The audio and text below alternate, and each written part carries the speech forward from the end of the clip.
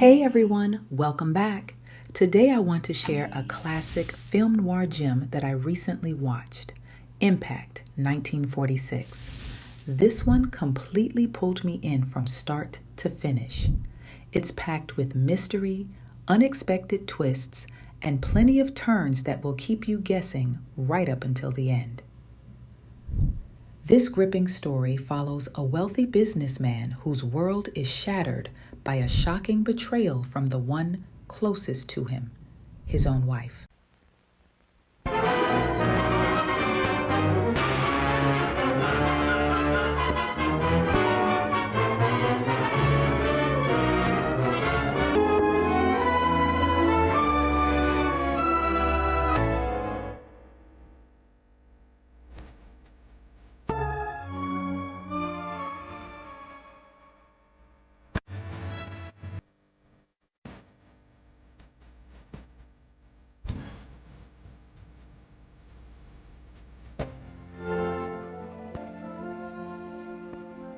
Impact.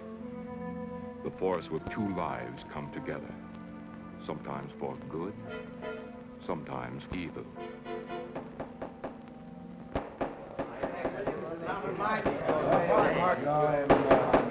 I say, Williams, is out of line out there. I'm definitely against it. Seems to forget we have our stockholders to answer to.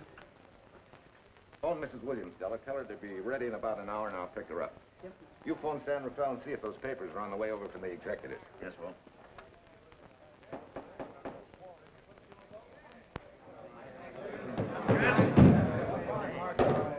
Well, Mr. Darcy, what's the score? 9? I'm afraid it is, Walt. If you think you can persuade them to change their minds, go right ahead. Gentlemen, I never interfere stock issues, dividends, or anything else in your department. I must run my department with no interference. Either I know why and when I need more factory space, or you need another boy. And that's all right with me, too. Because I can take these plants and pick my own spot in the motor production field. You won't have to worry so much about dividends. There won't be many. Hold on. I'm sure none of us want to lose Walt. Or our dividends. Why do you say we take another vote? Now, all in favor of buying the 3 new factories signify by saying aye. Aye. Aye. Aye. Aye. And unanimous vote. Congratulations, Walt. Congratulate the board. They're the winners. Williams, if these factories are so valuable that other companies would jump at the chance to get them, how do you know that you can buy them at the price you quoted us? How do I know? I bought them this morning. Good morning. Della, I was asked to rush this up for Mr. Williams. Get my wife, Della? The maid said she'd gone to the dentist. I gave her the message. Oh, fine. Oh, this just came. Thank you. What about those papers? They're here. Burke's checking them now. Good.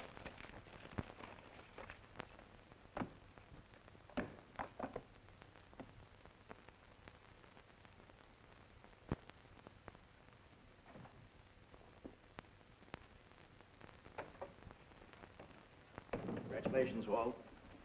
Take a look at Clause 4. Those provisions haven't been clarified yet. Oh, no? I wanted to leave for Tahoe right away. Get Judge Deering on the phone, will you? Never mind. I can get faster action if I run out to San Rafael myself and stick with them till they're right. Yeah? Mrs. Williams on 3. Oh, put the blueprints of that new diesel in, will you? I want Jackson to see him. Hi, Duchess. I'm afraid now we won't be able to leave till about 5 o'clock. What? You're not going with me, but I counted on it. But I thought as soon as Dr. Harris took care of whatever it was, I'd feel better. I don't. Stupid thing still aches, and I certainly wouldn't be a very desirable driving companion. No, seriously, darling, you run along and buy your little factories and hurry home. I'll send you back to the office. And cheat me out of my goodbye kiss? Not a chance. I've got to drive over to San Rafael. I'll stop on the way. Love me? Bye, dear.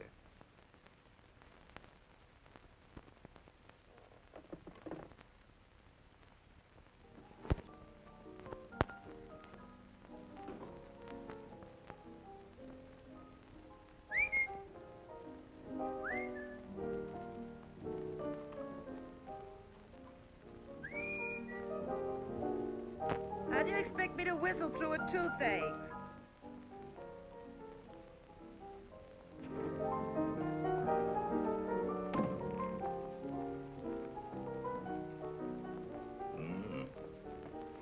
Nothing in the whole world smells as sweet as you do, Duchess. Certainly don't feel sweet. I was grouchy as an old bear. Well, old Doc Williams can give you something to fix that. Close your eyes. Relax a minute. Take a look at that, see if you don't feel better. Oh, Walt. Oh, darling, it's beautiful.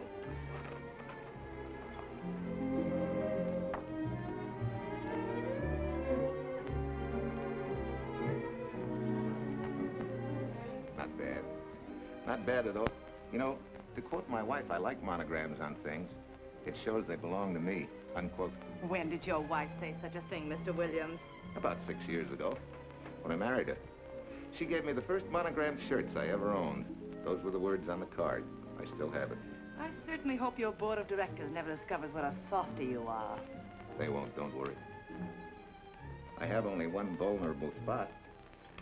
What really happened this morning? All I got out of Della was that you stalked out of the office with blood in your eye, back in no time with canary feathers in your mouth. Oh, I clipped those birds' wings, but short. No one's gonna vote me down, sweet. Not when I know I'm right. Mm-hmm. But how did you convince the board of that so quickly? With subtle hints and easy persuasion. Like this. Either I get what I want, or you get yourself another boy. And that's all right with me, too. Walter! What a clumsy ox. I'm sorry, Duchess. Oh, please, sweet, don't be so upset. Oh, if you could have seen your face. Oh, don't bother, dear. Sue Lynn will take care of that. Not exactly a good prescription for nerves, huh? You know, you're wrong, Dr. Williams. The way I feel now, a good cat nap will probably make a new woman out of me. And if it's not going to make you too late... Yes? Well, I'm sure that by 5 o'clock I'll... Swell. I'll run over to San Rafael, get things ironed out, and be back for you by 5. On the nose. Darling, wait. That's perfectly silly. I'll take a taxi cab and meet you in Sausalito. There's a drugstore on a corner opposite the square. I'll be there at 5 o'clock and we can go straight on up to Tahoe. That'll save you all that late afternoon traffic and all that time it'll take to come and pick me up. Smart woman, my wife. Thinks of everything. Where's your bag, honey? Oh, Sue Lynn still has some things to press for me. Sure you don't mind taking a taxi? Very sure. Sweet dreams, Duchess.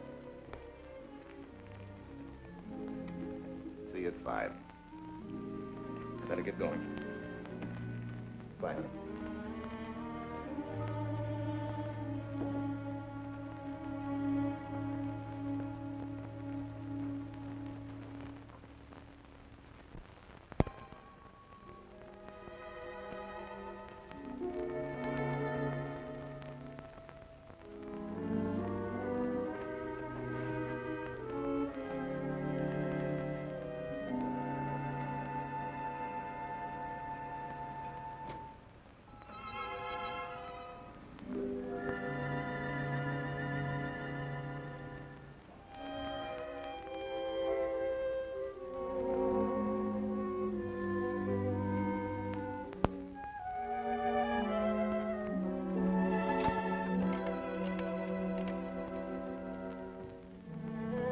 Long distance? I want Berkeley 79721. Hello. Ah. Hiya, beautiful. Yeah.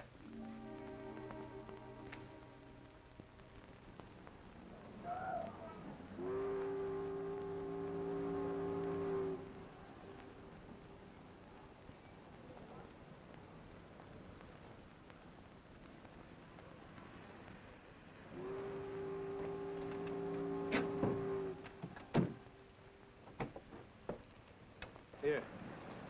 Don't forget, turn this stuff over to a bellboy at the airport hotel in Oakland. Tell him to hold it for Jack Burns. Jack Burns, the airport hotel. That's right, I'll be checking in later. So, $1.15 a here. All this stuff back to Oakland. Yeah, here. Buy yourself a new key. Thanks.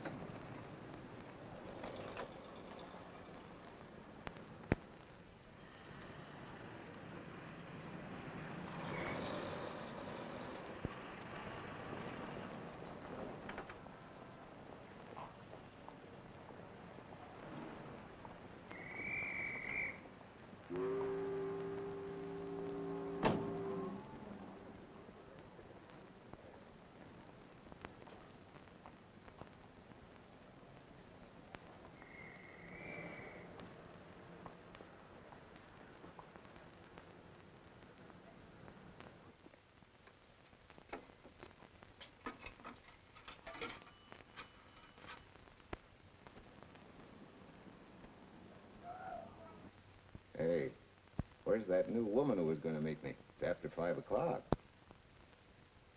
Oh. Gee, I was so sure you were going to be okay. Maybe you better get yourself another dentist, huh? Of course I understand, honey, of course. Just to prove it to you, I'm coming right on home. No, you really mustn't, darling. I'm going to be perfectly all right, really. And besides... Besides what? Well, I've done something you're not going to like. You remember Aunt Margaret back in Illinois? You mean the old gal in Evanston? I'm way ahead of you. How much? Well, it isn't money this time. It's another relative. Her favorite nephew, Jim Torrance. All of a sudden, right out of the blue, just after you left, he telephoned me from Berkeley. Okay, Judge, I'll see him when I get back. Well, you don't understand, dear. You're going to see him right away. What? Well, all he seemed to want was to be able to get back to Illinois, so I... So you buy him a ticket. That's easy. Well, it isn't. I offered to, but he got huffy and said he didn't want any handouts, and... Well, without thinking, I told him we'd pick him up and give him a lift as far as Denver.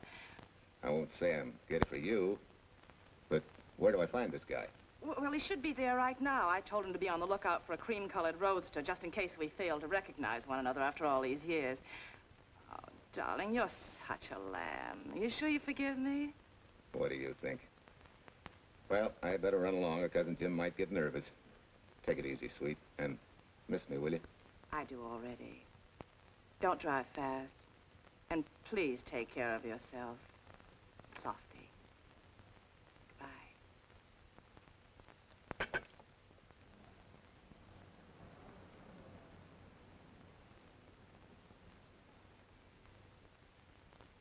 Hello, Della? Yeah, Mrs. Williams wasn't able to go with me. Now, while I'm gone, you see that she gets her roses every morning. That's right. But this time, on all the cards, put love from Softy. Yeah, S-O-F-T-Y.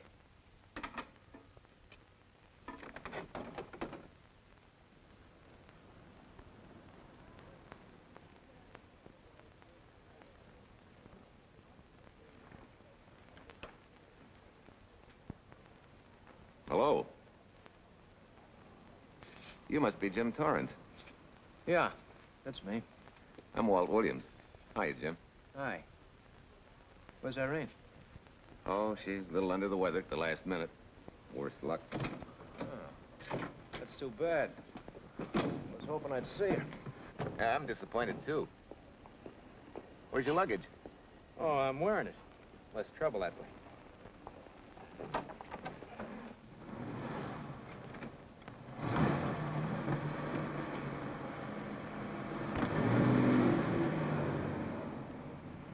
Irene tells me you're heading for Illinois. Yeah.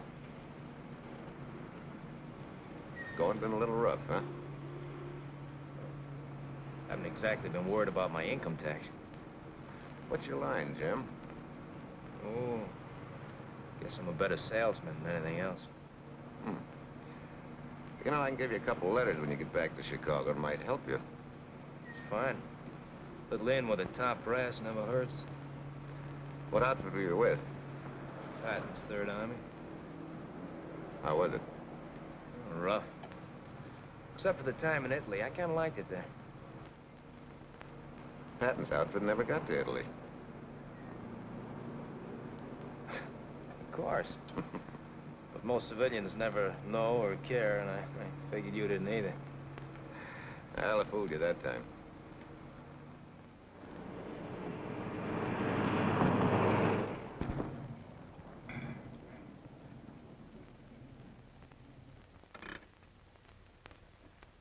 Our last chance to chow for a while. How about it? No, thanks. I grabbed a hamburger while I was waiting for you.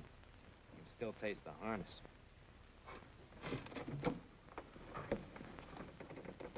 Sure you won't change your mind? No, I'm gonna grab a little shut-eye. Thanks.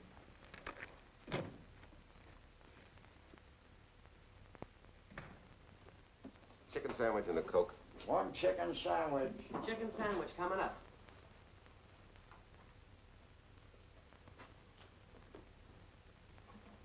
Give me change for $1, will you? Yes, sir.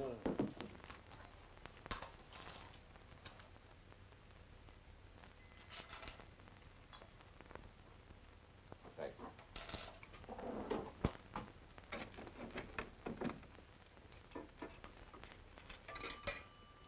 San Francisco. Klondike 2, 6714.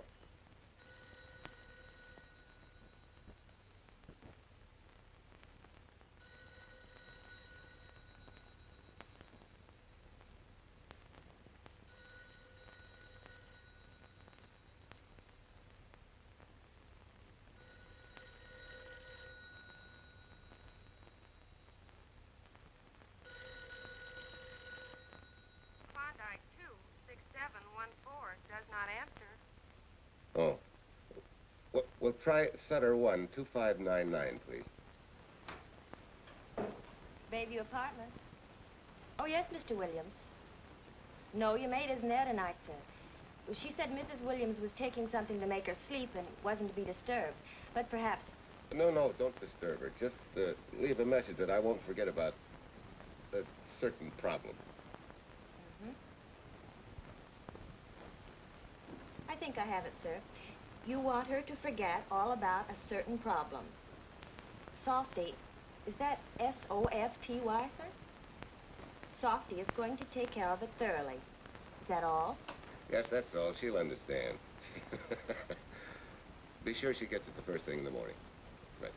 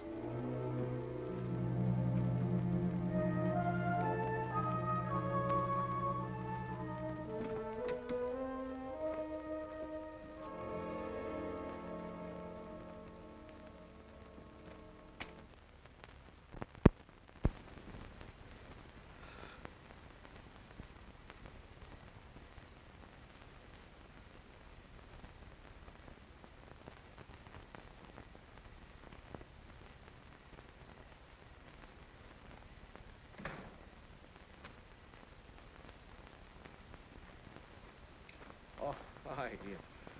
It's been so long since I've been behind the wheel of anything but a Caterpillar or a Jeep. I had to find out what a real buggy feels like. Why don't you drive for a while? A swap. Nothing would suit me better.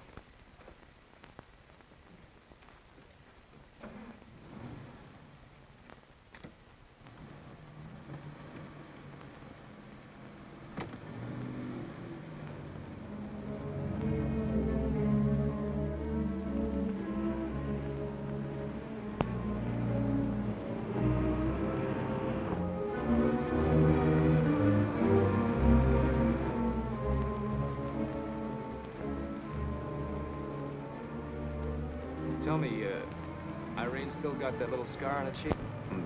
That one she got from the fall?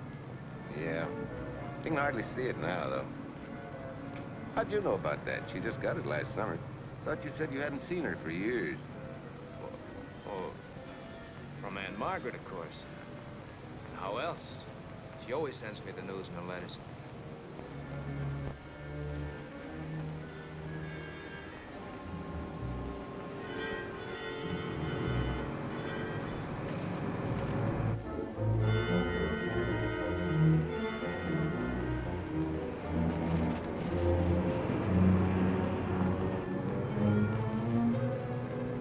Your Aunt Margaret will be pretty happy to see you.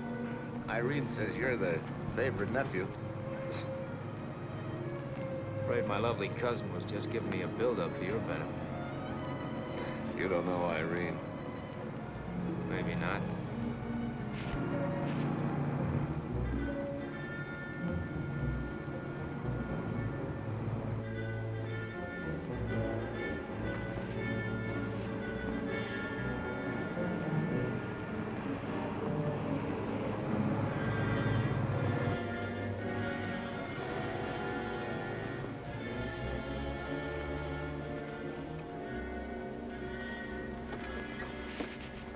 What's the matter? I think we got a flat.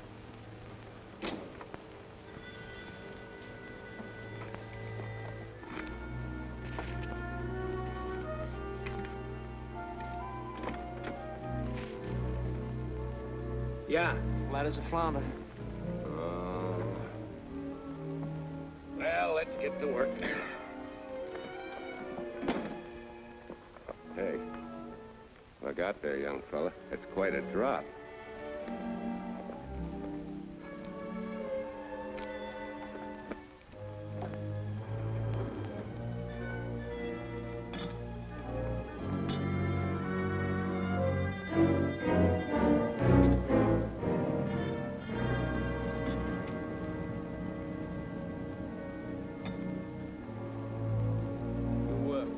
You got a flashlight? I think I have. Get the jack. I'll take a look.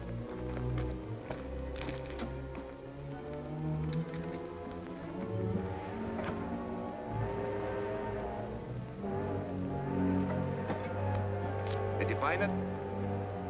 Yeah. Yeah, it won't be long now.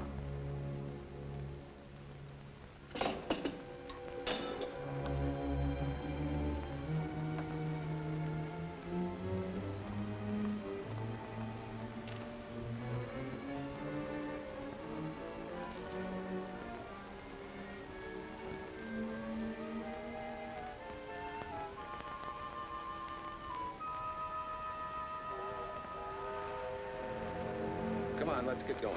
Wait a minute. Did one of your cufflinks fall out? Huh?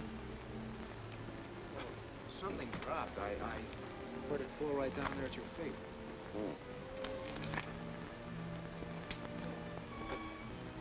he must have rolled under the car.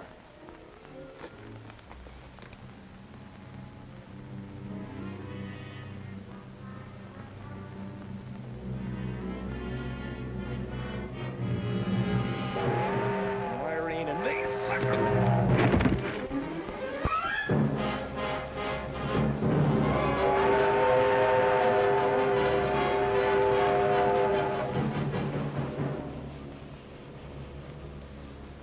Hello.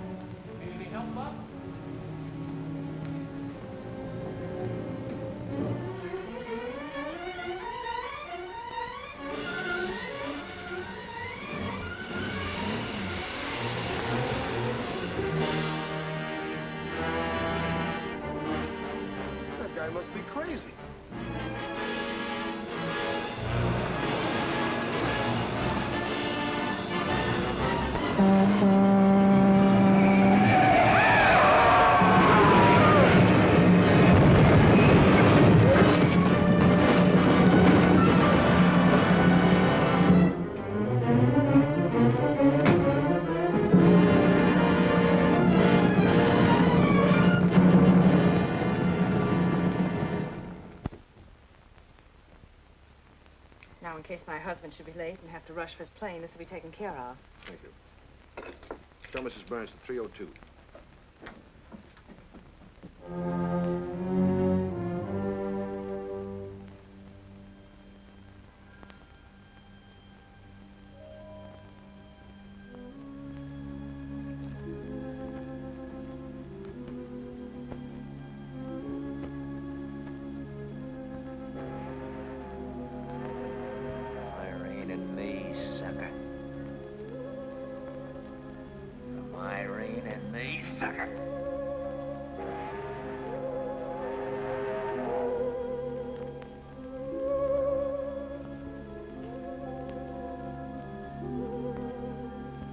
Take care of yourself. Softy. Softy.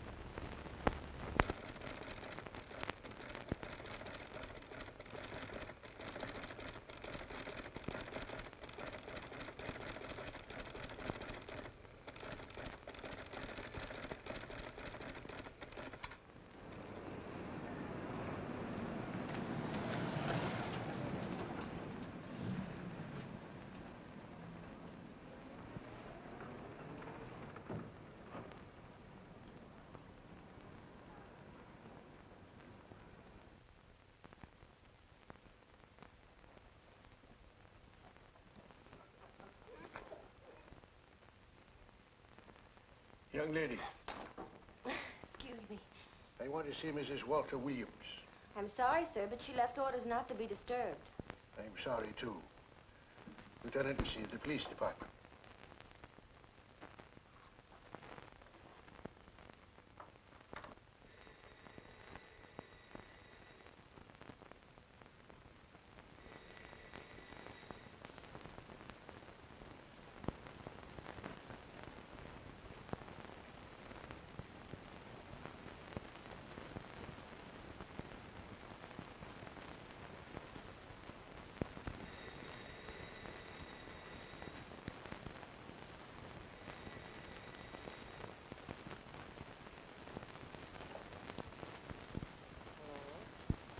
I left orders not to be disturbed.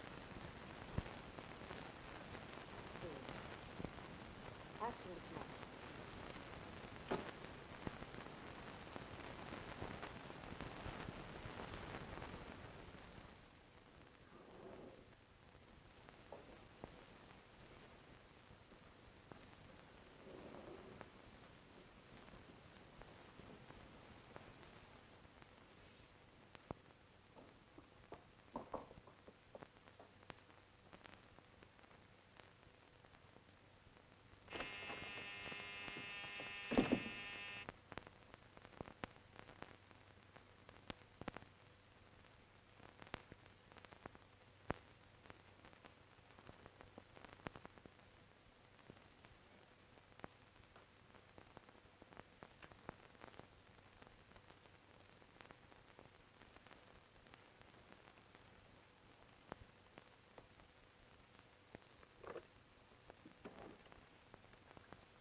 Yes?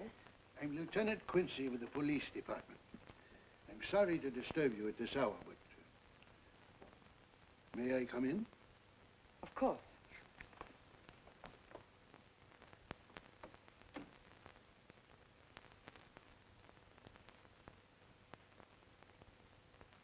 Well, Lieutenant? Did your husband go on a motor trip late this afternoon? Why, yes, he went to Denver on business. Why? Was he driving a packet roadster? Yes. Is anything wrong? I'm afraid there is. Won't you sit down? Has something happened to my husband? Yes, Mrs. Williams. He's dead, isn't he? Yes. Oh, Walt, I knew something like this would happen. I begged him time and again not to pick up hitchhikers. But it wasn't a hitchhiker, Mrs. Williams. It was just an accident. He ran into a truck, a gasoline truck. You mean there was fire? He must have been driving pretty fast. I don't think he felt anything after the crash.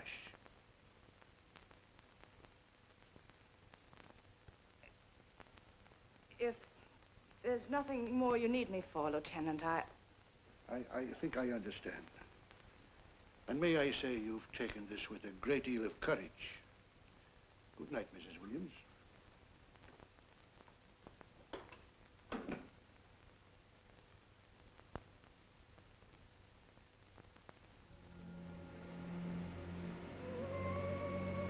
Take care of yourself. Softly. From Irene and me. Softly.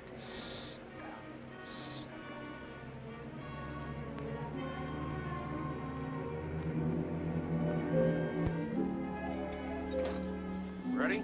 Yeah. That Williams must have been quite a guy. Yeah, he went to work for Universal Motors as a sheet metal worker. Mm-hmm. Less than 10 years, he's their top production man. Well, he sure went out in a blaze of glory. Yeah. Let's go.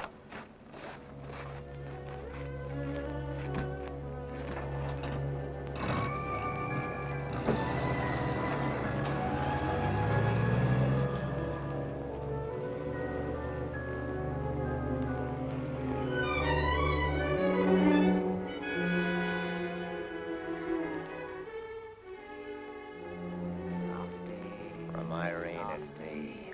Sucker. Sucker. Sucker.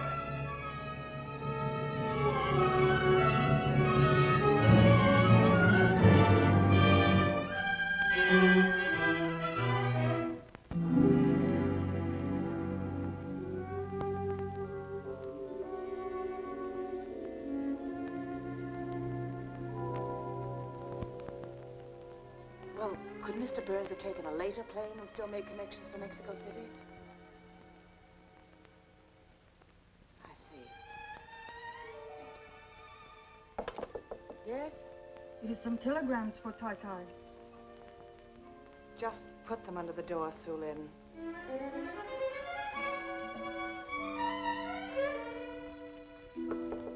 Please, Tai Tai, a policeman Quincy most anxious to see you. Ask him to wait, Su Lin.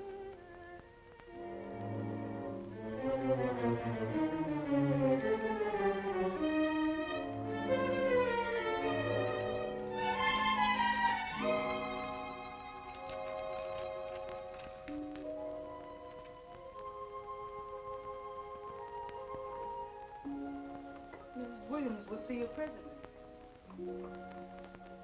Will wait, please.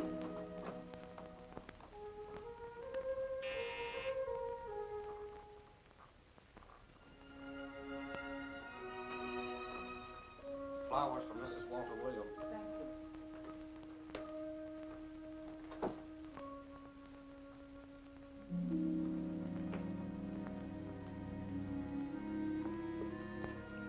Roses like Mr. Williams always sending when he's away. You seem to have been very fond of Mr. Williams. Su Lin is honored to have served him 5 years, and he... I'm sorry to keep you waiting, Lieutenant. I wouldn't be disturbing you again if it wasn't necessary. And I would be keeping you but a moment. You're being very considerate. Won't you sit down?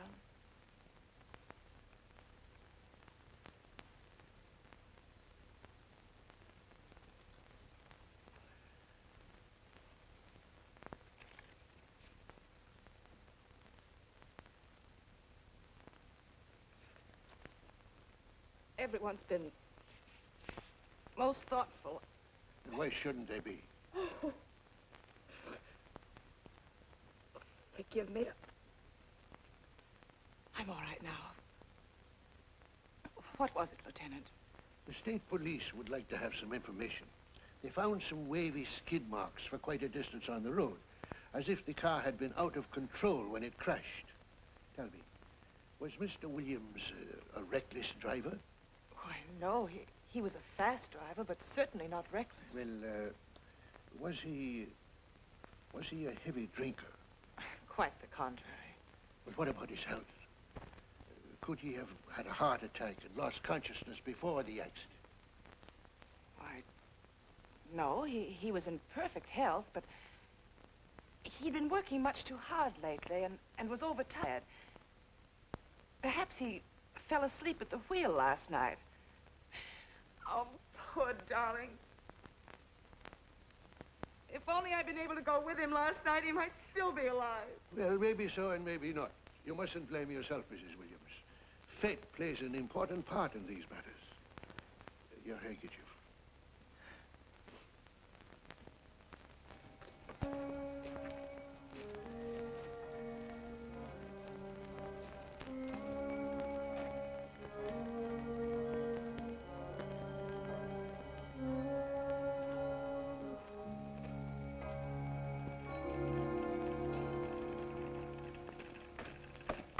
When's the next train to San Francisco? 10 a.m. tomorrow. You sure there isn't one sooner? No, I'm sorry.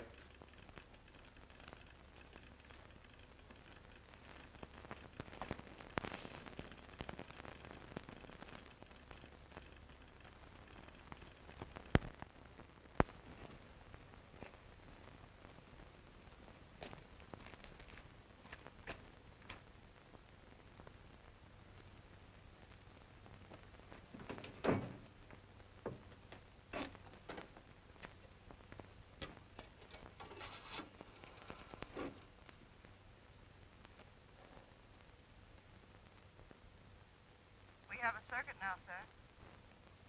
Evanston. Calling Mrs. Margaret Hubbard's residence in Evanston. One moment, please.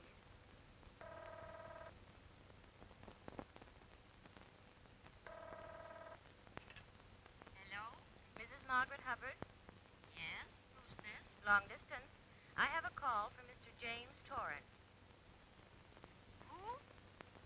Mr. James Torrance. He's her nephew, Jim Torrance. The call is for your nephew, Jim Torrance. I haven't any nephew, and I don't know any Jim Torrance. Sir, Mrs. Hubbard says she doesn't know what James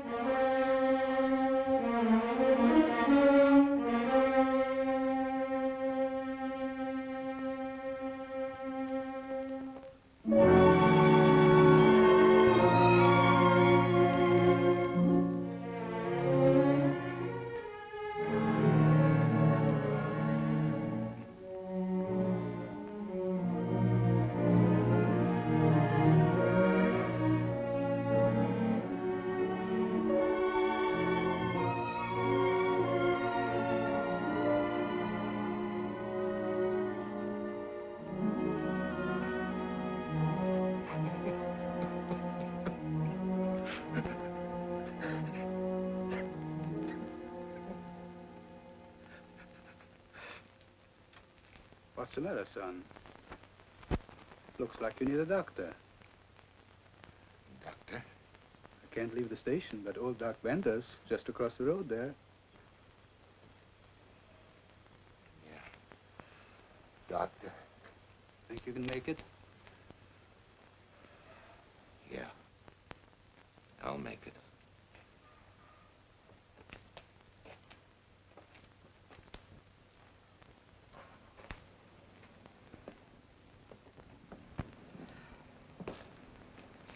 Now take it easy, man. There's some concussion there. You've got to watch your step for a while. Yeah.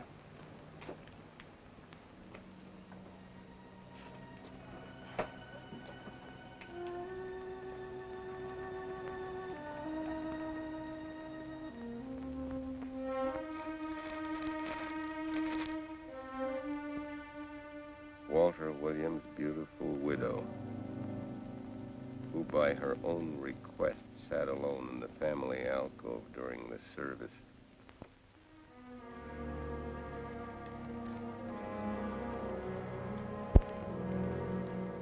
Smart. Someone might have caught her licking her chops.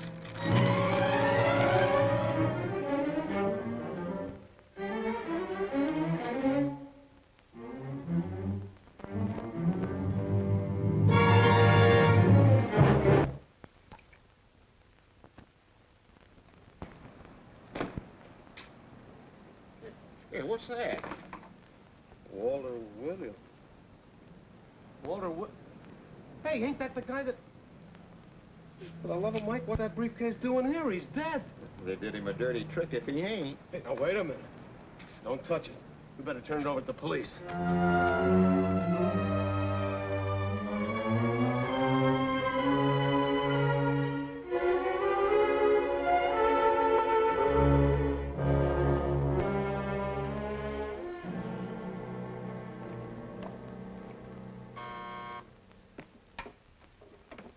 Homicide, Captain Callahan.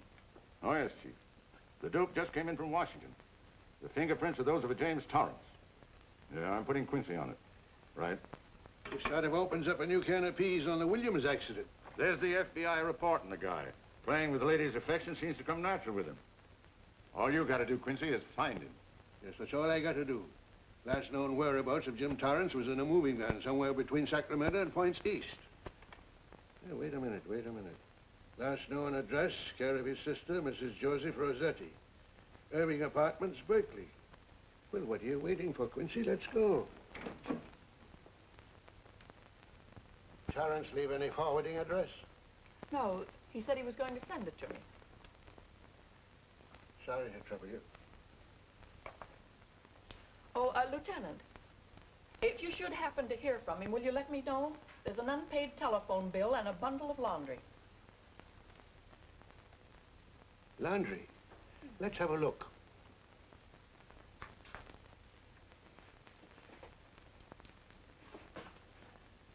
I may have to take this along with me. Not without a receipt, you don't. You mean you don't trust the police? In my business, you don't trust anybody. Mine, too. Holy St. Valentine's Day. Look, he had the same thing on his shirts, too.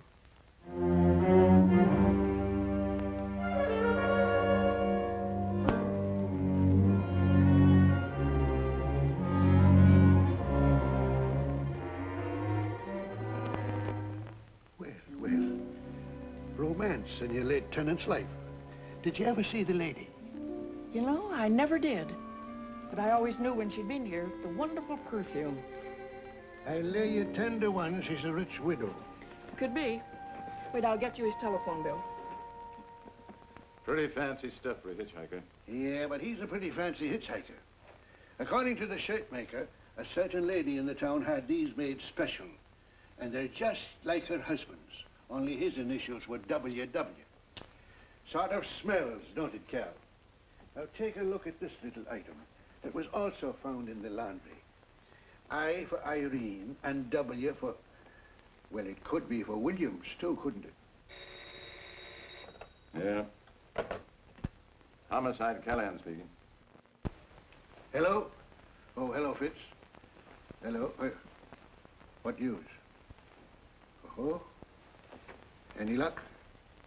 Both days, huh? Swell. Have it typed up and sign it. This report of Fritz will be a nice little topper for this pile.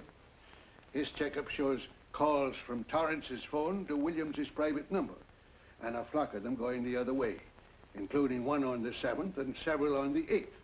The 8th, since you've forgotten, is the date of Walt Williams' accidental death. Well, that ought to be enough to get an indictment out of the grand jury. Go pick her up. I'd like to play a long shot first. It might give us 2 for 1. Well, take them one at a time. A bird in the hand is not going to lead us to its mate.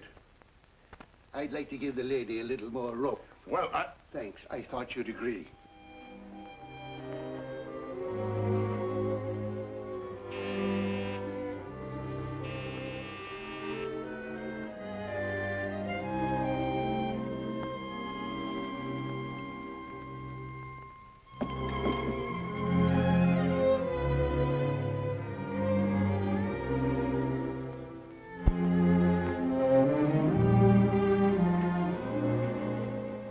Lieutenant, you just caught me. I'm glad.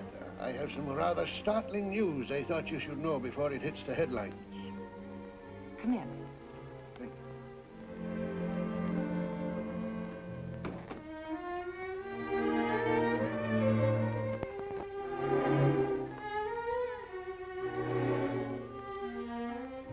Sit down, won't you, Lieutenant? Thank you.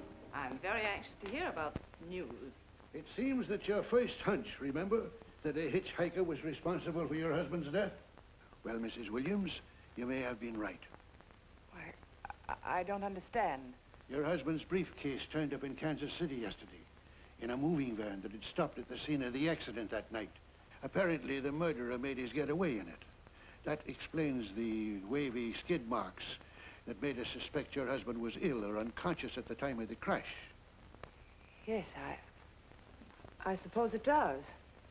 And by now, the man is probably out of the country and never will be found. Don't you worry, Mrs. Williams. There were fingerprints on that briefcase. And as soon as we get the FBI report from Washington, his identity will be known and his description sent out on police broadcast. Oh, we'll find him all right. But just now we're keeping things quiet so the murderer will feel safe until we are ready to close in on him. Yes, I can see the wisdom of that. Yes, I thought you would understand and cooperate. As soon as we know his name, it is possible that you might recognize it as someone with a motive. There's that possibility. You know I'll do everything I can to help. I'm sure of it. Now I'll run along. You'll hear from me. I'll let myself out. Don't bother. And don't worry. Good day.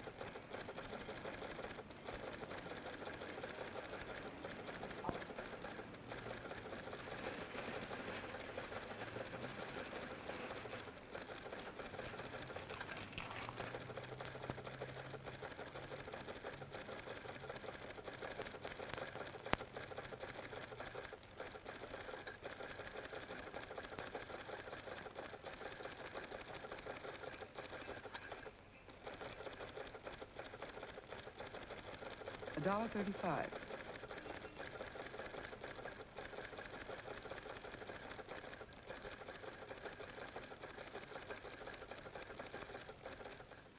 See, everything after the letter J in the first name has been obliterated by heavy writing over it. The only impress letters legible are those between words or before them, like RNS at the end of this name here, and the Hotel Santa here before the word Evanston. Well, Tom, don't you think it's about time you retired? Why, there isn't even evidence there of Mrs. Williams' intent to communicate with Torrance. And who do you think she beat apart to the telegraph office to wire to? The League of Decency? I'll tell you what I think, that you should have brought her in when I first told you to. By the time we get her now, she'll have figured out a way to tip Torrance off. He'd be that much tougher to find. Not unless she's tipped him off from your office. Ernie's got her on ice waiting for you.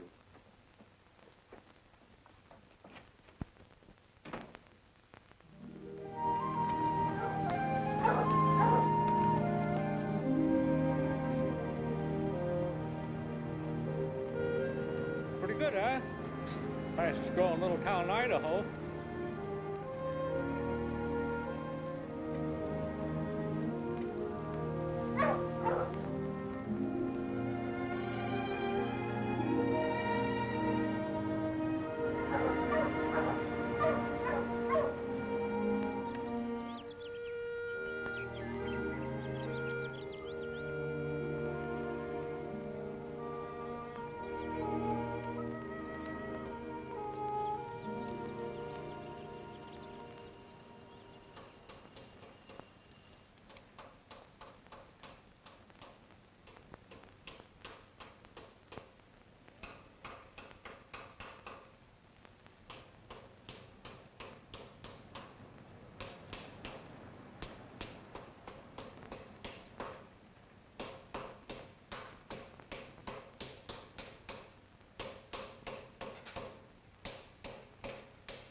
Have a heart, son. You trying to wreck that engine? Oh. Sure. It's a hobby of mine. The way you're going at it, you can't miss.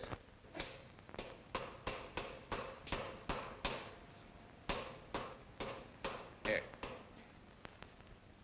I just can't let you ruin that beautiful motor. Start her up.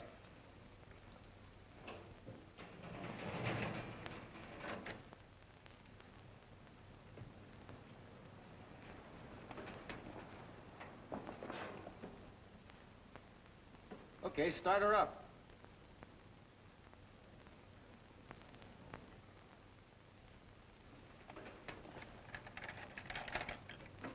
Shut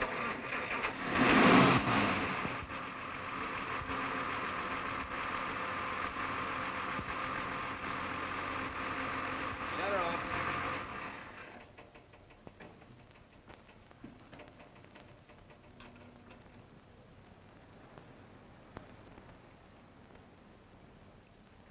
You're certainly not a mechanic by trade. Hands like that. Maybe it's a hobby of mine.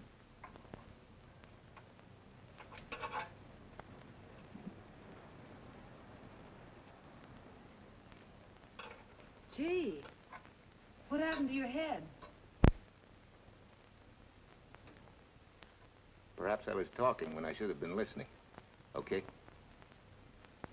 Okay by me. A lot, Hill. So long, Marcia. Bye. He's all right now. You better lay off though till the boss gets back. I'm the boss. I guess the new cars are a little bit over my head. Now, with a jalopy, it's different. Aren't there any mechanics around here you can hire? No, they all went over to the new factory in Mansville. I guess they got better wages. Tough break. Yeah. How much do I owe you? Oh, forget it. Well, I'll be shoving along. Well, at least have a cook in the house. You might as well. Marcia, can I use your phone a minute, please? Sure, help yourself, Uncle Ben. Never arranged but what it cost. 650, please. Flat tire this morning. Now the danged engine stalled on me. Nice and cold. Wilson's garage? No, I did not give you the wrong number. Fine thing using my phone to cheat me out of repair bills. Aren't you ashamed? You gave me the wrong number. 650, please. You're a nice girl, Marcia Peters, and your ma's a fine woman. And I'll always buy my gas and oil here. But you ain't never gonna tinker with my car again. Busy? Busy. Always busy. Say, we're not so busy. Would you like to do another good deed and give Uncle Ben a hand? Why not? Where is your car, mister? Maybe I can help you. Why, are you a good mechanic? Very good. And very reasonable. Well, just what you need, girl. Better hire him. It's an idea, Uncle Ben. Come on. Thanks for the Coke. Sure.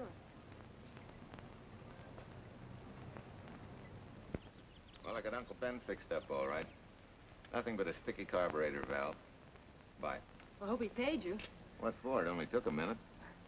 You're certainly not money-conscious, stranger. There. This is no kind of work for a girl. But somebody has to do it if I want to stay in business. And I want to.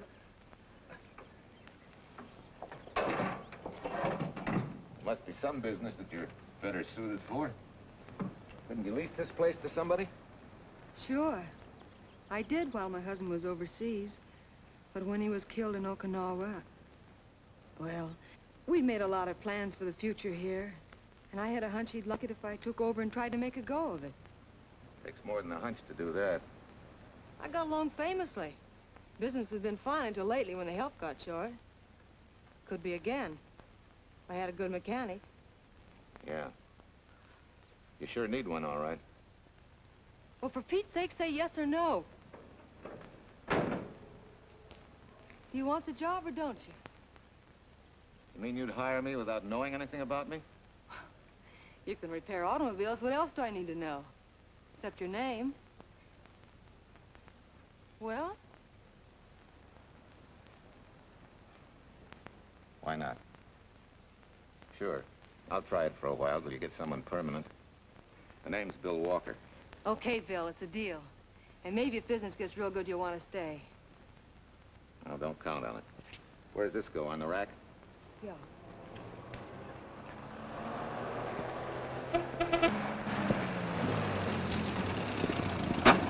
Marcia! Marcia! It happened! It's a boy, 8.5 pounds. Pair of shoulders like a prize fighter. Well, congratulations, Papa. How's Jane? Ah, perfect. Everything's perfect. Gotta get down to the store and tell the gang. Almost forgot. Oh, gee, thanks, Ed. I'm sorry, I won't have enough for the gang.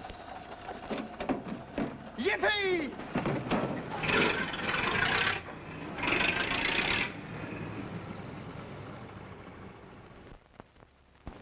Maybe you can use this token from the slightly delirious new father. Thanks. Say, we haven't settled the matter of wages yet. Maybe I can't pay your regular salary.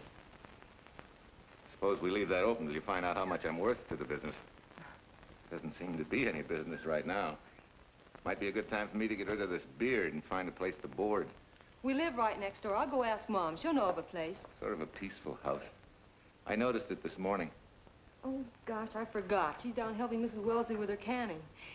Mom finds homes for everything from stray cats... To stray mechanics? Well, you're not a stray anymore. I'll go phone. Pearl? 674, please. Hello, Miss Wessler. May I speak to Mother? Hi, Mom. I've got some good news for you. I hired a man for the station. Yeah. No. Nobody we know. He's from out of town. Needs to place a board. You got a good one up your sleeve? Okay. Says she has to meet you first to come home for supper. Huh? And you like apple or cherry pie? Cherry. Cherry it is, Mom. See you later. Oh, now I gotta get rid of this. Hey, where's the nearest barber shop? The one and only, just up 2 blocks. Tell Judd you're working for me. When you get back, we'll close up and go home. Thanks.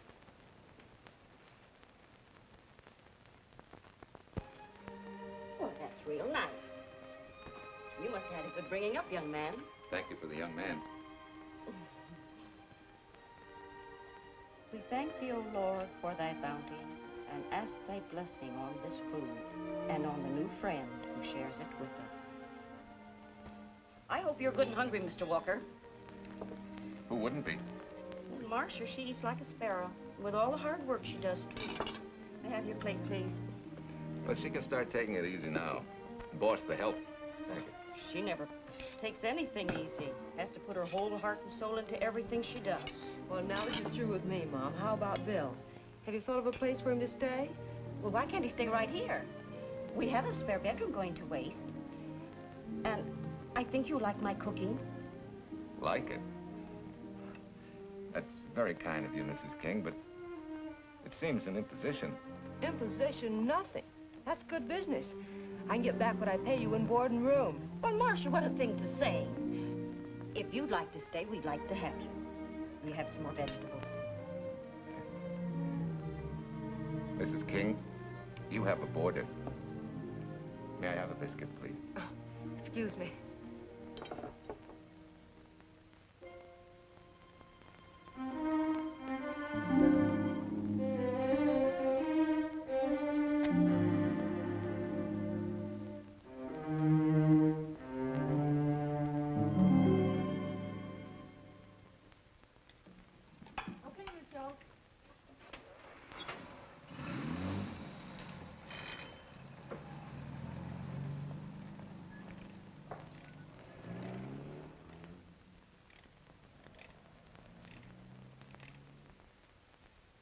It's wonderful the way tools seem to come alive in your hands. You seem to sort of come alive, too. As though you got real pleasure out of working with them. I do. When you're doing a job with them, you can't think of anything else. Bill, if something's bothering you, why don't you get rid of it? What would you prescribe, doctor? Amputation. For that stupid chip on your shoulder.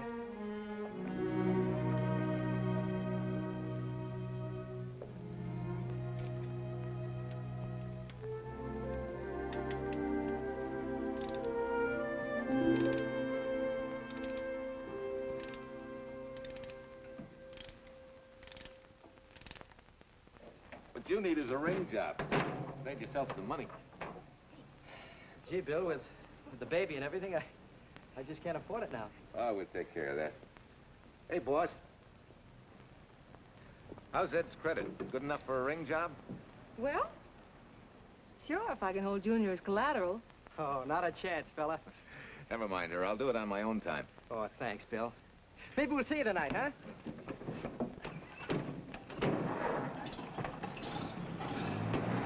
Some shoulders, huh? Yeah.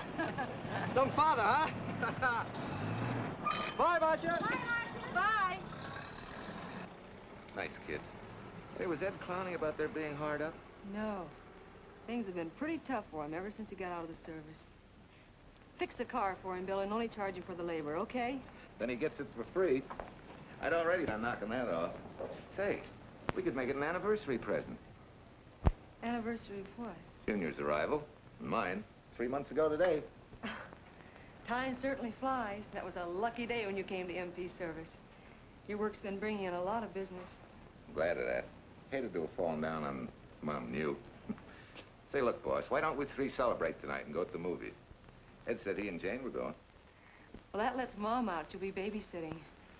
I'd love to go, Bill. I haven't been in ages. Here's your opportunity. Go to work.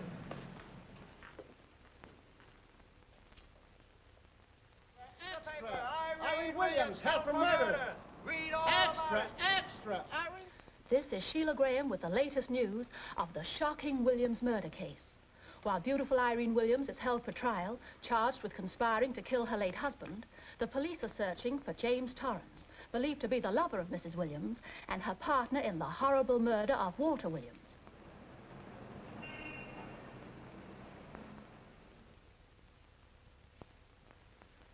If I'm handling your case, my dear Mrs. Williams, I want 1/3 of everything you get. You're out of your mind. You don't realize what I'll get as Walt's widow. Perhaps you don't realize the spot you're in. Torrance's fingerprints were found not only on your husband's briefcase, but, in a manner of speaking, on your reputation as well. There's a detective named Quincy, a very smart cookie. He isn't exactly for you. Frankly, Mr. Warner, I'm beginning to wonder if my attorney is for me. Underestimating the enemy's ammunition would scarcely be wise. Now, if we can get to trial before Torrance is found, they'll never get a conviction. But... But what? If he shows up, we may have to fry him. Oh, no. Let's not cross that bridge until we have to. But if it comes to a choice, we're not going to burn, are we?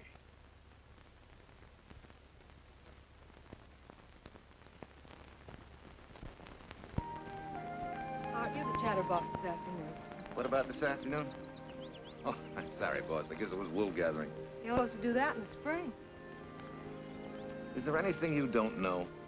Yes. What's San Francisco got that we haven't? Better newspapers, for one thing. Anyway, California's supposed to be the land of opportunity. I thought that by now you liked it here. I do. Very much. It's a good town. Nice people. Swell boss. Thanks. We like you, too. No fooling, Bill. You'd be surprised how many people ask questions about you. kind of questions? Oh, where you came from, do you have any family, and do you like it here, and are you going to stay? Al Knox asked me at the movie last night if you wanted to join the volunteer fire department.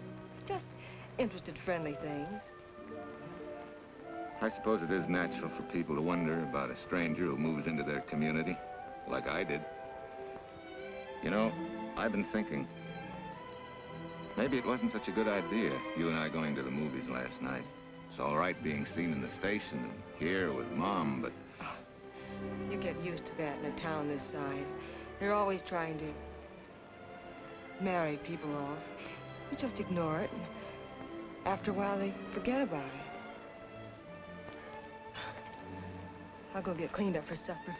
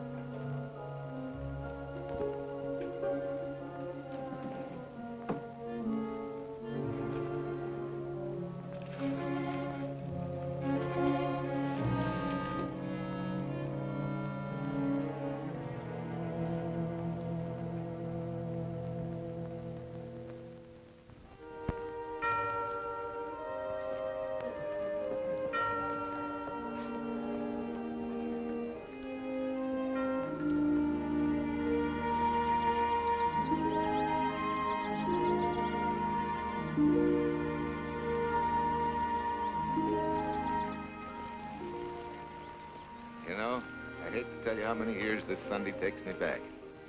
Did you always fall asleep during the sermon? I wasn't asleep, Mrs. Peters. I merely closed my eyes to concentrate. Oh, so that's what you call it. I had to nudge you to stop you from nodding. Quiet. You're disturbing my reminiscent mood. Even smells the same. Could be the same bees buzzing in the same clover. As they say, you can take a boy out of the country, but... A rolling stone gathers no moss. It has to stop rolling sometime, doesn't it, Bill? Sometime, maybe. We grow a very becoming shade of moss here in Larkspur. Don't you think? You grow a lot of nice things here. Anyone in particular? You'll have to skip the answer to that one. Someone tore it out of the book. You're married, aren't you, Bill? Yep. That's right. You must have loved her very much to have been hurt so deeply. To be so afraid of someone, even yourself. Maybe it's better that way. Then no one gets hurt. Bitterness and hatred hurt everyone. Can't you see, Bill? They're like a wall that shuts out all the sunshine from a garden and lets everything wither.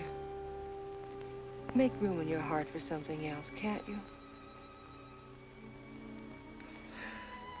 I guess this is my day for sermons. Sorry. As Mom would say, you never get rich minding the other fellow's business.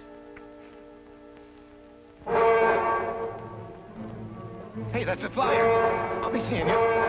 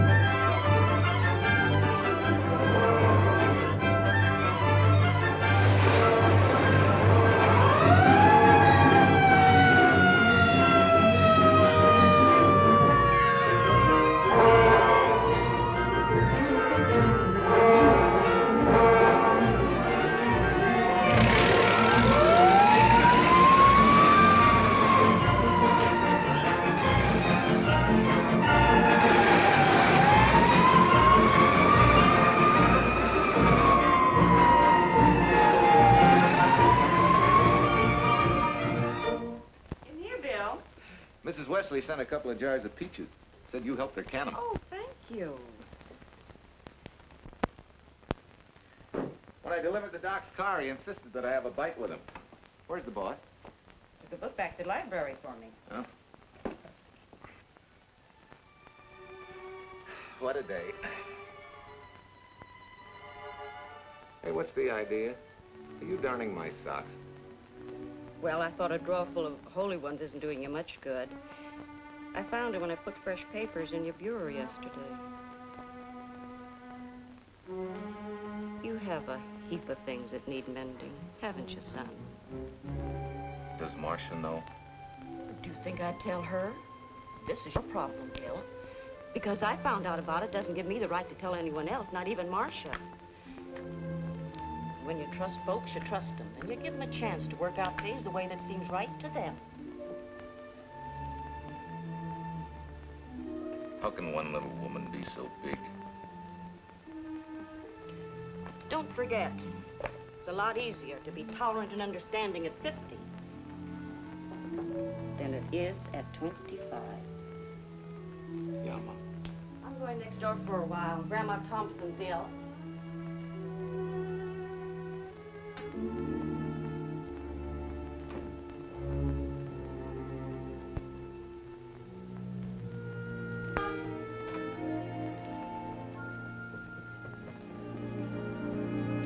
Bill, are you home? Bill, are you in there? Yeah? Mom went next door, Marcia. Hi. Do you work awfully late? Oh, about 6. Anything wrong? Come in. I want to tell you something. I'm checking out.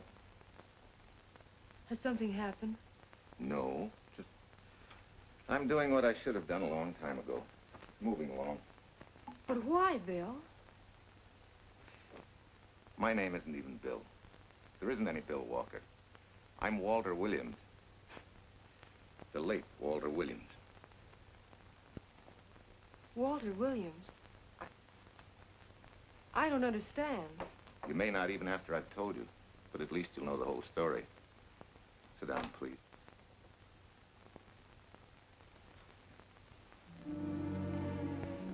Finally, Larkspur.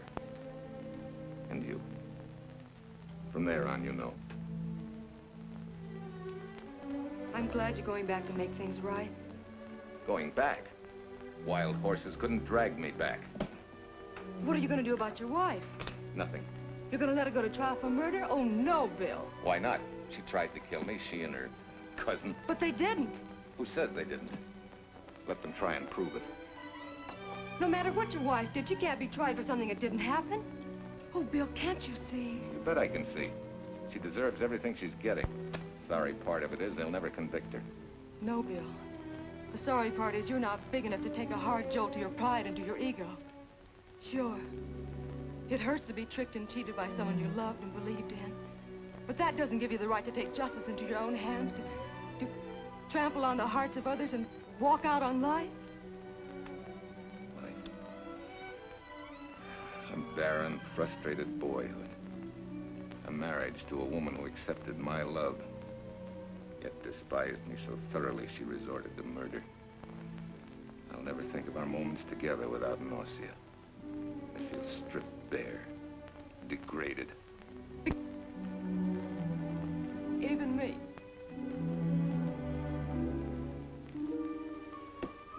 Oh, Bill, please.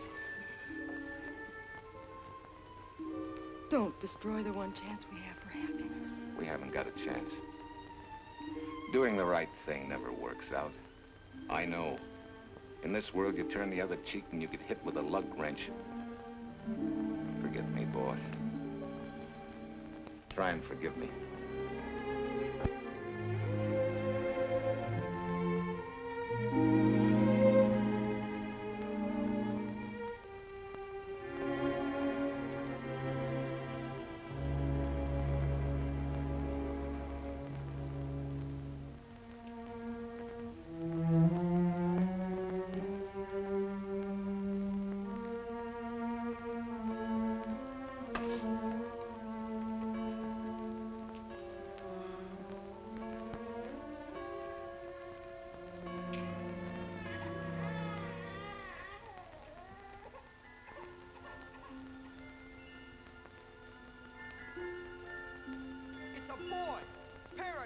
like a prize fighter. You know, I hate to tell you how many years this Sunday takes me back. You have a heap of things that need mending, haven't you, son?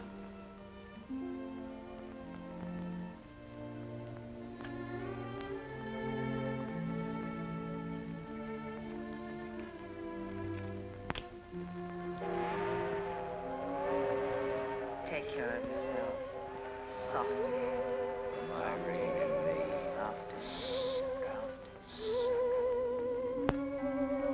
You're not big enough to take a hard jolt to your pride and to your ego. Sure. It hurts to be tricked and cheated by someone you loved and believed in. But that doesn't give you the right to take justice into your own hands. Trample on the hearts of others and walk out on life. Oh, Bill, please. Don't destroy the one chance we have for happiness.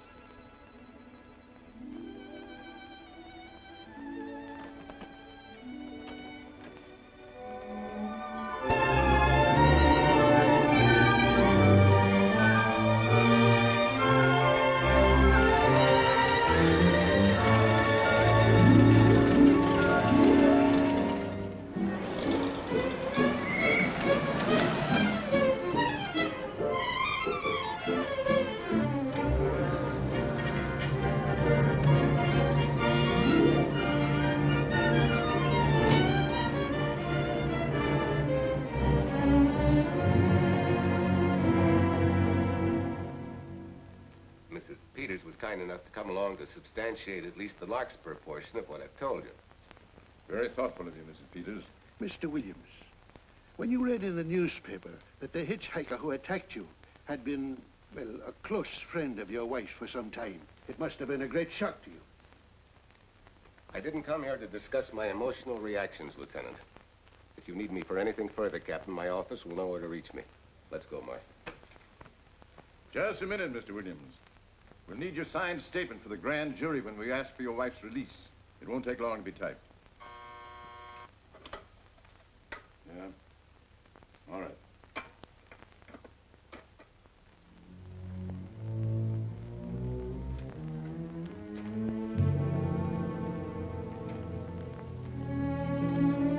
Come in.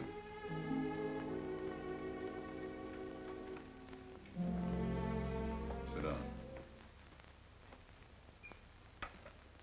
Mrs. Williams, we have news for you. Really? I can scarcely wait.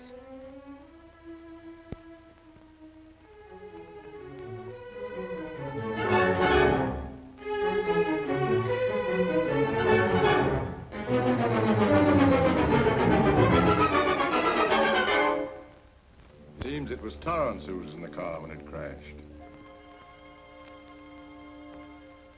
Jim?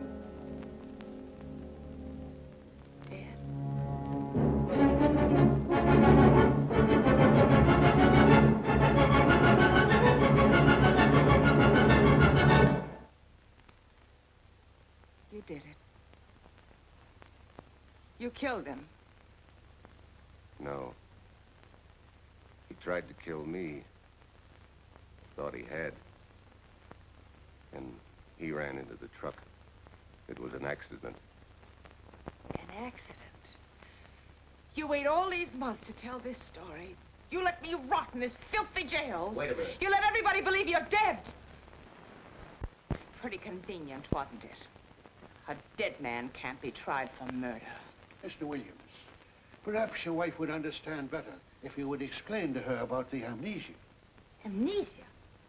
Oh, don't tell me you believe he had amnesia. Where's he been all this time, just wandering around in a daze? Tells us he's been in Larkspur, a little town in Idaho, working as a mechanic in a service station. Run by Mrs. Peters here.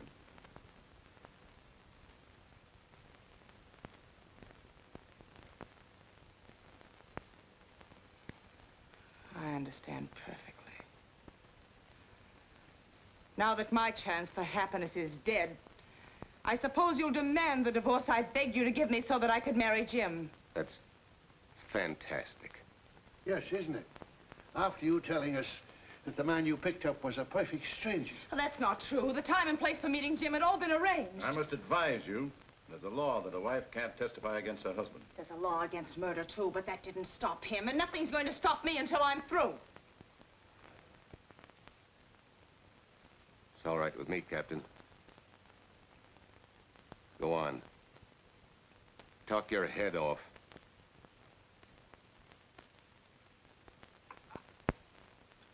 I was to have gone with him to Denver. He insisted on it, although I was quite ill. Several hours before we were to leave, he came home. There was a violent scene. He threatened to kill me unless I agreed to give up Jim. And I wish he had. This is incredible. Not one word that she has said is true. Then you've nothing to worry about. Mrs. Williams, was there a witness to the threats you mentioned? No. Unless the maid overheard. She was in the apartment. In fact, she picked up the pieces of the vase that he threw at me. Where's she now? I don't know. She left me suddenly after all this began. Please, could the questions wait? I feel rather ill. Will you have Mrs. Williams ready for the grand jury at 10 o'clock tomorrow morning? That's all.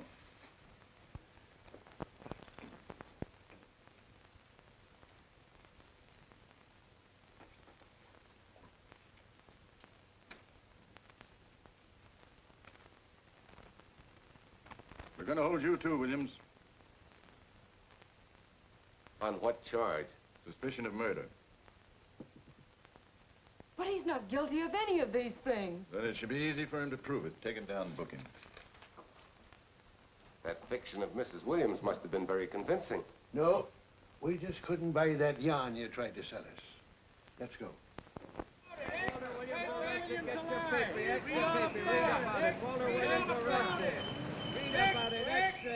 What's the White Freed and murder charge? Extra, get your paper. Walter Williams charged with murdering wife's lover. Extra, get your paper. Irene Williams goes free. Husband held. Extra, get your paper. White Freed and murder charge. Walter Williams charged with murdering wife's lover. And Daly's going to cover Williams' office. Okay, boys, hop to it. I want all I can get by 10 a.m. tomorrow for the grand jury. Okay, Chief. Oh, Tom, don't miss a bit. Dig up everything you can on Williams and the Peters dame.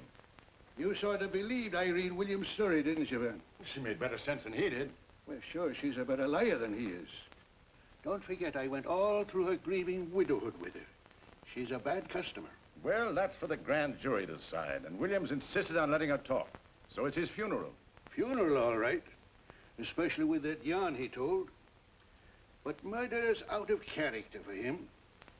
There's a few pieces missing somewhere. There might be in Idaho, if it's not too much out of character for you to get going. You're going to miss me, Cal, when I retire next year. Maybe I'll join Private Eye and solve your cases for you.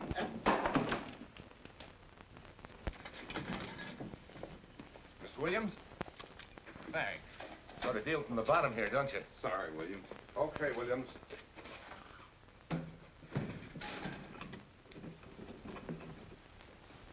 Well, not very good news, judging from your faces. Well, Walt, the grand jury returned indictment against you. Mrs. Williams was released. I see. Now, don't you worry, Walt. We'll have you back at work where you're needed, and in short order. Come on, Eldridge. There's a visitor waiting far more attractive than we old fogies. We're just leaving, Mrs. Peters, but remember, don't hesitate to call on me for anything. Thank you so much.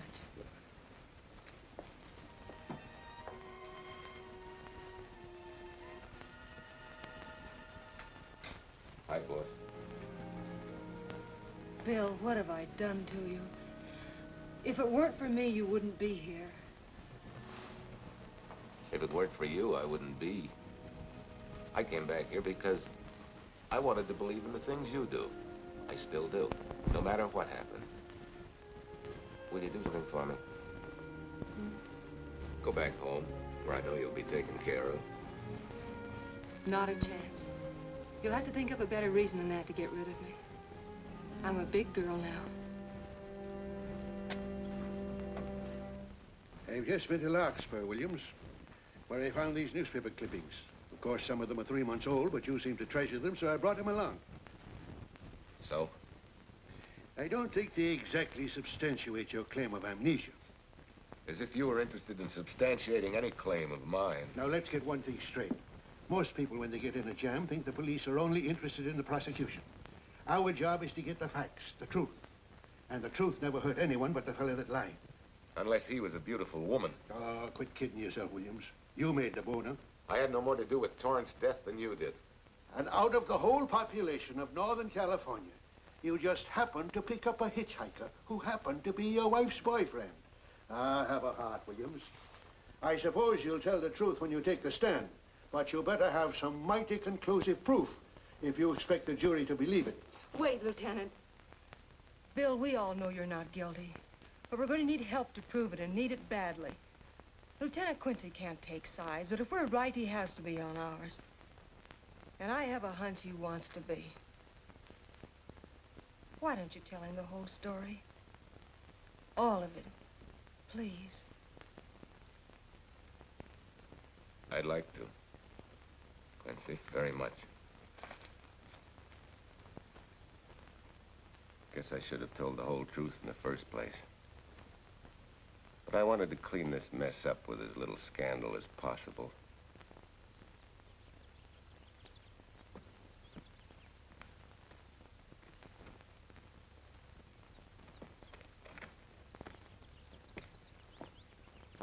Well? No sign of the lug wrench or anything. My dear Mrs. Peters, will you please stop trying to be a detective? How many times do you think the police have combed this spot for any kind of evidence? Now, be a nice girl. Take Mr. Williams' advice. Go back to Larkspur. What time is it? It's only 4 o'clock. We still have time to go back to town and go on our hunt for Sue Lynn. Now, look here, young woman. You've had me on the run since early morning. But, Lieutenant, the maid seems to be our only hope now. We've got to keep looking till we find her, that's all. That's all? Wait.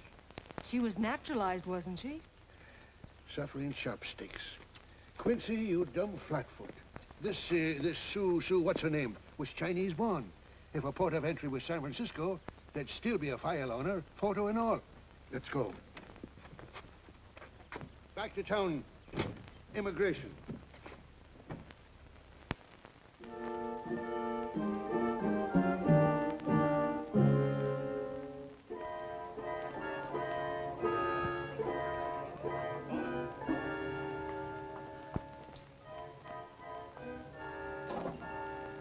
The council has given us the right lead.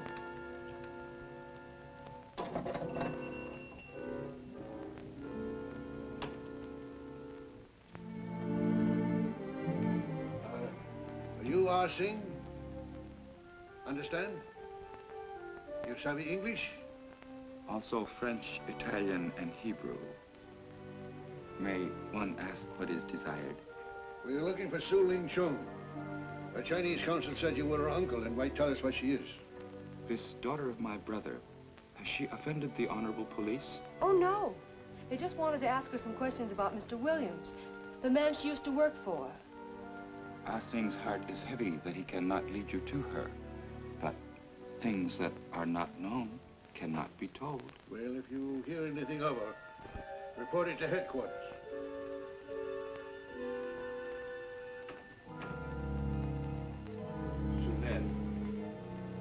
Untruth is not good for soul, and not wisdom when told to policemen.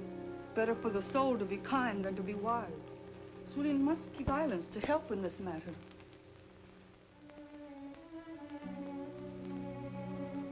You know, you're quite a gal. In case I haven't told you lately. You're just too easily pleased, that's all. There must be a way out. Why can't we find it? Oh, buck up, boys. Tomorrow, another day. Yesterday you go to trial. Bill, I'm afraid. And the state intends to prove, beyond any reasonable doubt, that the defendant, Walter Williams, did, with malice aforethought, kill the deceased James Torrance, whom he knew to be his wife's lover. And that with his victim dead beside him, he drove his car into the course of an oncoming truck, jumping clear himself some seconds prior to the crash. And subsequently, he made his getaway in the back of a loaded furniture van. And for 3 months, as Bill Walker, he laughed at justice. would have imprisoned his unfaithful wife for conspiracy in his own murder. But then he decided that being dead cramped his style. He thought he could eat his cake and have it too. So he returned, most anxious to explain his long absence and to right the dreadful mistake that had imprisoned his wife for 3 months. Ladies and gentlemen, it was a cold-blooded, premeditated murder and must be punished to the fullest extent of the law. Call the first witness, please. Captain Callahan, did Walter Williams tell you what suddenly cured his amnesia after 3 months? No, he did not. But he did tell you the man that struck the blow which caused the amnesia was a total stranger, a hitchhiker he had picked up. Yes? And that he knew nothing of this man's identity or relationship with his wife until he suddenly recovered from his amnesia and heard or read the details. That's what he said. That's all. Thank you, Captain. Your witness, Counselor. No questions. No. I saw no signs of amnesia, but definite concussion. He was a bit evasive in answering questions, but not vague or unsure. In your opinion, Doctor, could this head injury have been caused by a fall? Yes. If the head had struck on some object, such as a stone or a metal pipe. That's all. Thank you. Your witness. Dr. Bender, are you familiar with a tool known as a lug wrench for changing automobile wheels? I'm afraid I am, sir. I've had a regular epidemic of flat tires lately. Well, then, in your opinion, could this head injury which you treated have been caused by a blow from a lug wrench? Yes. It could have been caused by that, too. Thank you, Doctor. The ones with the earliest dates, you will notice, are heavily creased, as though they'd been carried in a wallet or a coat pocket. Thank you. Lieutenant Quincy, will you kindly tell the court where you found these newspaper clippings? In the bedroom occupied by Mr. Williams in Mrs. Peters' home in Larkspur, Idaho. Is this your handwriting, Miss Revere? Yes, sir. And that's the message, at least our record carbon of it. Would you read it to the court, please? June 9th, 8:32 p.m. Message from Mrs. Walter Williams, Penthouse D. Mr. Williams called, said he wants you to forget all about a certain problem. That Softy is going to take care of it thoroughly. Was there any other conversation? Well, I just asked if that was all, and he said yes, she'll understand,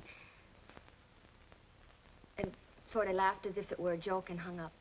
Some joke killing the wife's boyfriend. That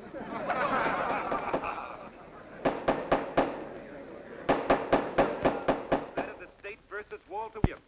All the rounds so far have gone to the prosecution, and it was a grim-faced Williams who was returned to his cell this afternoon. What the score will be after he takes the stand is anybody's guess, but he's going to need some lucky punches to get a decision. And though Torrance struck with intent to kill, after telling you this is from Irene and me, sucker, you still telephoned Illinois to find out if there was a cousin Jim.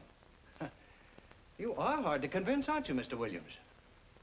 Is it so incredible that a man should fight against believing such a thing about his wife? Oh, that is very touching. From a husband who planned a trip on which he intended to destroy his wife and did kill her lover. That's a lie. Your Honor, I object to the conclusions drawn by the prosecutor and move that it be stricken from the records. But, Your Honor, there is a corpus delicti, remember? Who was your wife's lover. Objection sustained. There's also her own story, which in front of witnesses you insisted she tell. And then we have your own two different stories from your own lips. One featuring a perfectly strange hitchhiker, the second an equally strange cousin Jim, without a questionable substantiation for either bit of fiction.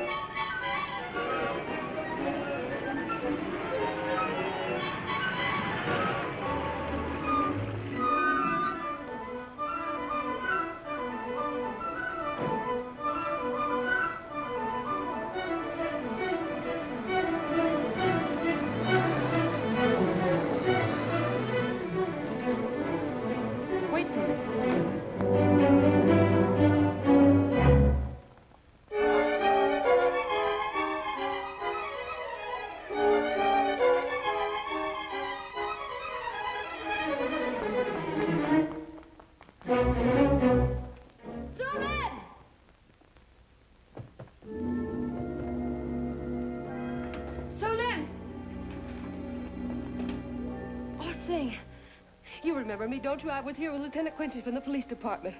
I just followed Sue Lynn up the stairs. I saw her come in here. You must be mistaken. I'm not mistaken. She's here. I must see her. Ah, Sing, don't you understand? It's to save a man from prison, even from death. I will send her to you.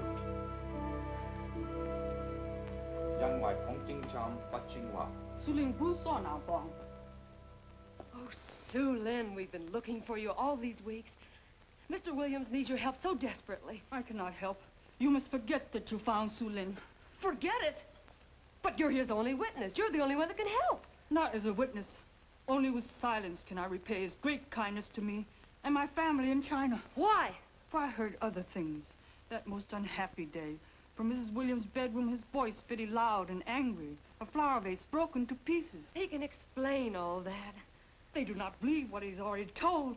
That I heard anything would do harm. Don't you see?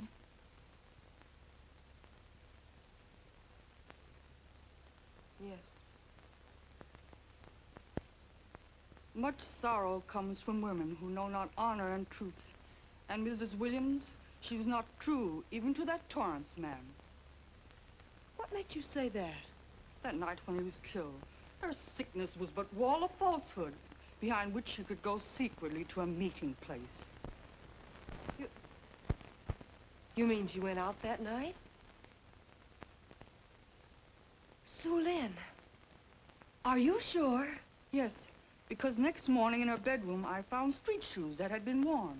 Her coat on the closet floor, with the sleeves turned inside out, as though removed hurriedly. And in one pocket, a door key to some hotel. Sue Lynn, that's it. Proof that she and Torrance had planned to meet that night after he killed Mr. Williams. What hotel was it? Oh, I don't remember. The key. What did you do with it? Returned to coat pocket. Come on. We'll get to Lieutenant Quincy. He'll know what to do. And pray, Sue Lynn, every step of the way.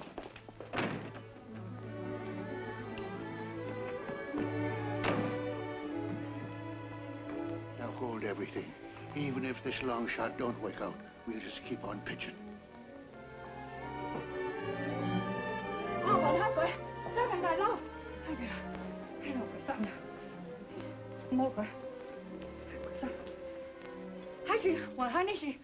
Here it is, yes. Room 302, Airport Hotel, Oakland. Maybe we got our miracle. A special little Chinese one. It is to hope that Sue Lynn was of small help to Mr. Williams. Oh, Sue Lynn. Come on, Copper. Next stop, Oakland. A certain little lady's hotel rendezvous. I was on night duty then, all right, but I sure don't remember a looker like this. Quite a dish, eh? A little too highly seasoned for my digestion, thanks. Lieutenant, just found a couple of cars for room 302 on June 9th. George Baxter, checked out at noon. Mr. and Mrs. J. Burns. Room not slept in. J. Burns. Burns. Look, Quincy. The handwriting on the card is identical to that on the photograph. And here's a little boy, the same thing. The cover-up telegram to Aunt Margaret. Now look at the impressions. J here, and here RNS. J. Burns. That's the name she started a telegram to. Room not slept in. Say, I got that dame pegged now, Lieutenant. She said they'd be out of the room by midnight as her husband was catching a plane.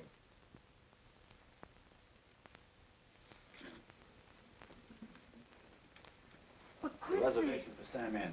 Yes, sir. This ties it all up, doesn't it? Yeah, like a greased pig. What do you mean? We've got the evidence now, the proof. Of what? Sue Lynn's theory that Irene was playing the field? This evidence only proves that she came here to keep a date with a man named Burns. We can't even prove that he didn't keep the date. But you know he didn't. There wasn't any Burns. It was only a name that she and Torrance used. Fine. If you can prove that, Williams will be free. But none of this will prove it. Sorry, Copper, but we are just up another blind alley. Well, ain't. Yes, sir. There's a couple of sample cases from Mr. Sam Andrews. Came up from the station this morning. Take them to Parlor B right away. Sure thing, sir.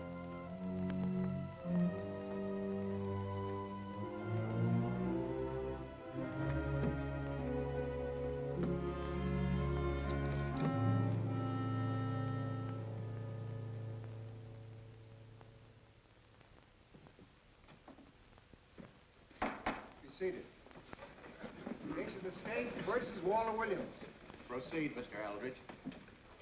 Your Honor, we will call Mrs. Irene Williams. Take the stand, Mrs. Williams.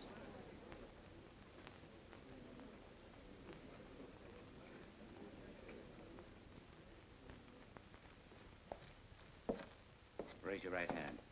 You solemnly swear that the testimony about to give in this cause to be the truth, the whole truth, and nothing but the truth, so help you God? I do. Hey, what cooks? The defense calling her? Mr. Eldridge, what's the purpose in calling this witness? Merely for purpose of identifying handwriting. Now, Mrs. Williams, this photograph of you... Was stolen from my apartment. So, according to the inscription, to Walt, my adoring and adored husband, Irene, this belongs to Mr. Williams. This is your handwriting, isn't it? Of course. I'm touched that he should have wanted it so badly. And this telegram, addressed to Mrs. Margaret Hubbard, is that also your handwriting? It is.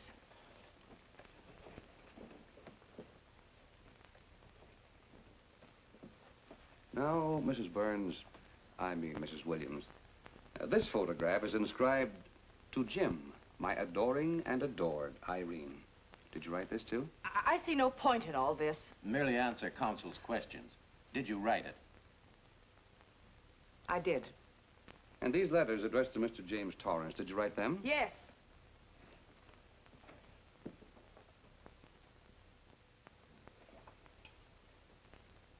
And this monogrammed garment, a gift from you to Mr. Torrance? Why must I be tortured again by all this? I never made any secret of my love for Jim Torrance.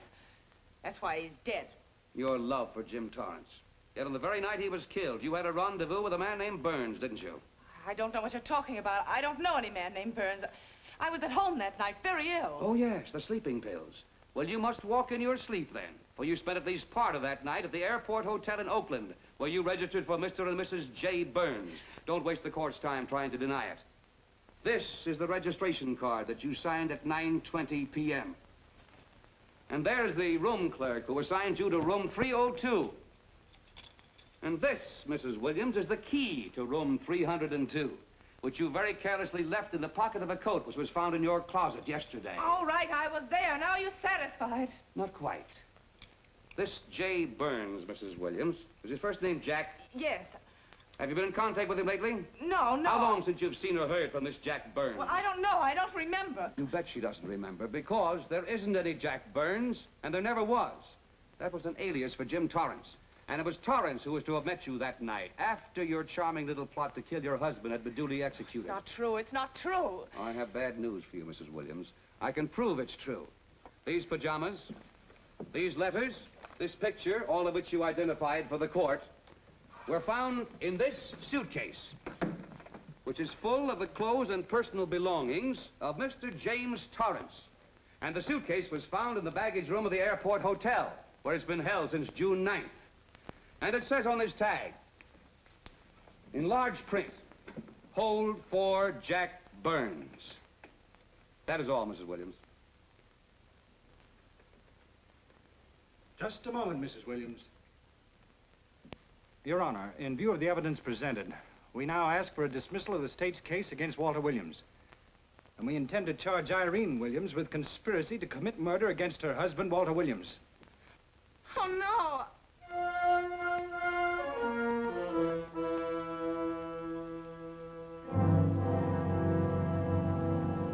The case against Walter Williams dismissed. Court adjourned until 2 o'clock. Well, that's that, Walt. Congratulations, Mr. Williams. I haven't the words for it, Quincy, but we could never have made it without you. Ah, sure you could. You know, son, right always wins if you give it a little push, especially when you get a copper like this one to do the pushing. Well, I'll be seeing you. You know, it'll seem kind of strange being able to eat and sleep without someone getting in your hair all the time. Oh, fine, Walt. We're looking forward to having your hand on the wheel again. The Denver plants are waiting for you to open them. You think you can make it the morning? How about it, Counselor? You bet you can. Oh, good. Well, I'll be running along. Well, you think you like Denver? It's okay by me, boss. Yes. Impact. The force with which two lives can come together. Sometimes for evil, sometimes for good.